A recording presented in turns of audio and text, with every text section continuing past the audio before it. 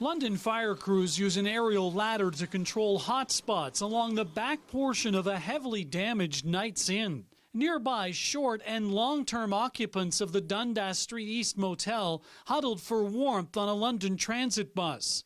Occasionally, some would venture to the sidewalk to survey the damage of what for many had been their home. There is an alarm. It was ringing, so me and my husband woke up and we came out. Then we saw, oh, there is so much fire. This man has lived at the motel for 10 months. He was awoken by alarms around 4:30 a.m. At first, he tells CTV News the fire started slowly. I looked down there and I could see 2 spouts of fire coming out from the attic. The first 2 arriving fire engines encountered a similar scene, but as a third drove to the back of the motel, the blaze erupted. They were sent here and they were met by heavy smoke. They couldn't even get their vehicle into this parking lot. Davis says the scene quickly became chaotic as fire crews and police officers banged on doors, ensuring everyone was out. Their efforts succeeded in all but one case that required a rescue. So they had to advance on air, where they found multiple people coming out of the units at that time. One person was transported to hospital. They had him wrapped up in blankets.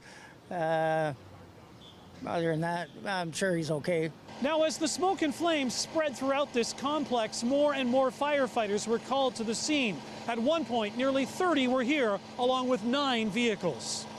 The battle continued well into the daylight hours as firefighters cut holes into the roof of some units for venting, while also working to control a resurgence of flames in a portion where the roof had already collapsed. For a brief period, Dundas Street East was blocked off. Meanwhile, there is initial suspicion around the fire as an investigation begins.